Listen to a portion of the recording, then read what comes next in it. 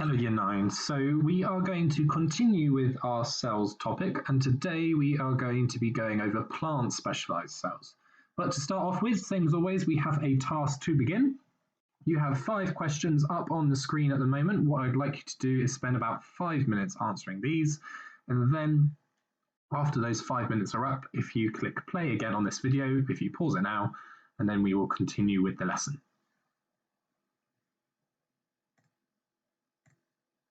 Okay, here are our answers to those 5 questions. Give yourself a couple of minutes to mark these. For number 5, okay, that one was asking us to describe a method on how to draw magnetic field lines. So there are 2 ways you could have done this.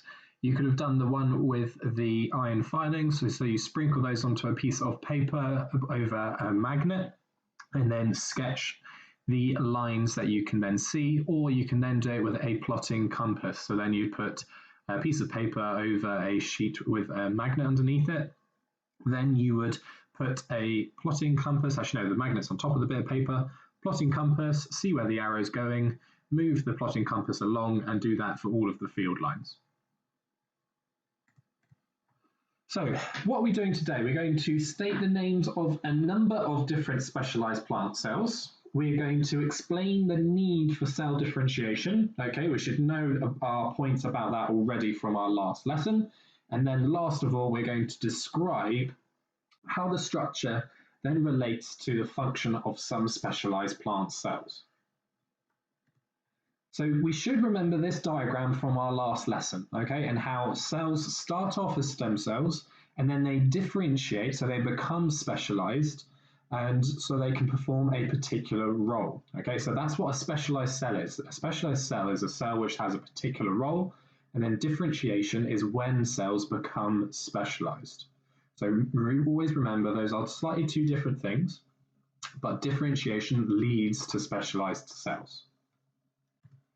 So based off that, I want you to, without looking at your notes from last time, I want you to write down definitions for the following keywords. So differentiation and specialized cell. Once you are ready to carry on with the lesson, after you've paused this, okay, click play once again. So plant cells are slightly different to animal cells in the fact that they can differentiate throughout their lifetime, okay? But what is similar with with animal cells is that they can differentiate to become a number of different specialized cells. And it's very key that we know a number of different versions of these that come up very often in our science biology topic. We have 2 of those specialized cells here. So one of them on the left, that is called a root hair cell. So what I'd like you to do is make sure you get a diagram of that root hair cell, nice and labelled as well, and then put a little title above. So a root hair cell, with the clue is in the name, is in the roots of a plant cell. So these, okay, have these little finger-like projections, and what these do are they absorb water and mineral ions for the plant. And these are very important. So it needs to absorb water so it can then photosynthesize, and minerals help it to produce things like chloroplasts, so the plant then can photosynthesize as well. So both very, very important for photosynthesis. What is specialized about this plant cell, okay, the root hair cell, is that it has that finger-like projection, which increases its surface area, but it also has lots of mitochondria. Okay, and this means that you can have energy, which is then going to help move those mineral ions into the plant. Okay, then if we see the cell on the right, okay, this is the section of a leaf. You will see in the top layer, so you will see it's a very funny name, the palisade mesophyll layer.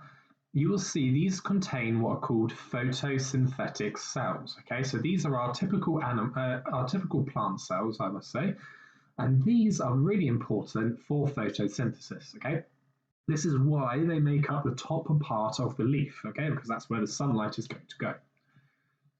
And what these cells do, okay, they're very typical to the plant cells that you know how to draw, and they mean that the plant can photosynthesize effectively. Okay, so it's going to have a large number of chloroplasts which contain that green pigment chlorophyll, remember, that absorbs the sunlight. And these are very, very important to make sure that they can have that rate of photosynthesis as fast and as high as possible.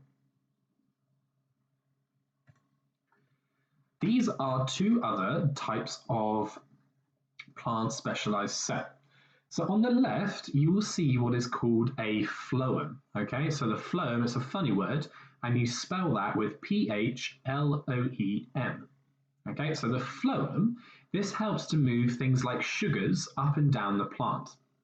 And you will see they have these little sieves which are in the middle. Okay, so this is what would usually be a cell membrane, but what's happened is it's now got these holes. So it's a bit like a sieve that you have in a kitchen. And this just means that it's going to make it easier for those sugars to move around the plant. And you will also see that there is a label for what's called a companion cell. And as is another word for a friend, that's a companion, okay, these companion cells they buddy up with a phloem, okay, to make sure that it has enough energy so it can then do its job. So these companion cells are there, so that's specialized that they have these companion cells, and it just means that they can then help produce that energy that the phloem cells can't produce on their own. That helps the cell to have a bit more energy. Then on the right-hand side, I'm sorry it's a little bit unfocused, this is the xylem. Okay, so the xylem, so that's X-Y-L-E-M, and this is a specialized type of cell. And it has a number of different things that make it a little bit different to most different cells. So the xylem is actually dead cells. They're dead hollow tubes. And they have no end walls between the cells. So it means it's just a constant tube. And what moves in the xylem cell are water and minerals.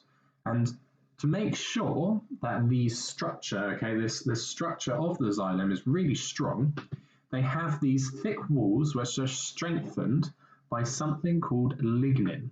So lignin is L-I-G-N-I-N. So lignin just helps the walls to be really, really strong, okay, and it gives it sort of that barky texture. So these are really, really strong vessels because the water that moves up them, okay, that will go at quite a high pressure. So it needs those really, really strong walls to be able to do that. So based off that, we have a match-up task. So you'll see you have some options on the left, and then you will have some options on the right-hand side. So photosynthetic cells, remember those are the ones that are going to have lots of photosynthesis occurring. The phloem, that's the one that transports sugars up and down the plant where it's got those sieve tubes and companion cells. Then the root hair cells, okay, so there's two options that will go to on the right-hand side. So remember they've got a large surface area, many mitochondria. They need to transport mineral ions into the plant from the soil. Then you've got the xylem.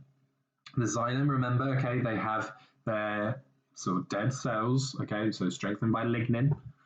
Then you've got a root hair cell and a photosynthetic cell again at the bottom. So you're going to have two matchups for photosynthetic, one each for phloem and xylem, and then two for a root hair cell. So what I'd like you to do is write all of these out because you don't have any notes on this part of the topic just yet. So I want you to write all of this out, match them up, and then click play once you're ready to go through the answers. Okay, so pause it now to give yourself roughly 3 or 4 minutes to do this, and then match up the correct cell to the description. If you need to pause this and go back through to the descriptions I gave on the last couple of slides, please do so.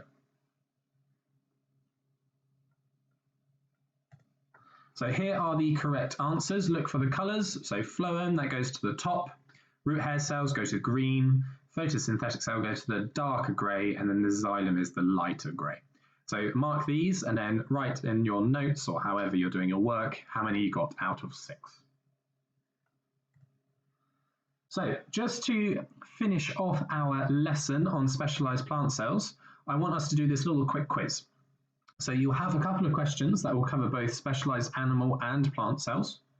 So the first one's asking us, why does the sperm cell have a tail? Number 2 is, why do photosynthetic cells have lots of chloroplasts? Number 3, what does the phloem transport? Number 4, what is the adaptation of a root hair cell, so any adaptation it has. And then number 5, give 2 adaptations of red blood cells. So what I'd like you to do is just give yourself maybe 2 or 3 minutes to answer these questions, and then click play again on the video once you are all finished with those. Okay, so here is our answers, or our answers. So number 1 is that the sperm cell has a tail, so it can swim towards egg cells for fertilization. Make sure you definitely get that word fertilization in your answer. Number 2, to maximize the rate of photosynthesis, or the amount of photosynthesis occurring. Number 3, glucose or sugars. I would have given you the answer for that one as well. Number 4, you could have talked about the large surface area or many mitochondria. Number 5, it has no nucleus, a biconcave shape which gives it a large surface area, and it contains hemoglobin which binds to oxygen. Okay, once again, write down how many you got out of 5 and then put that into your notes.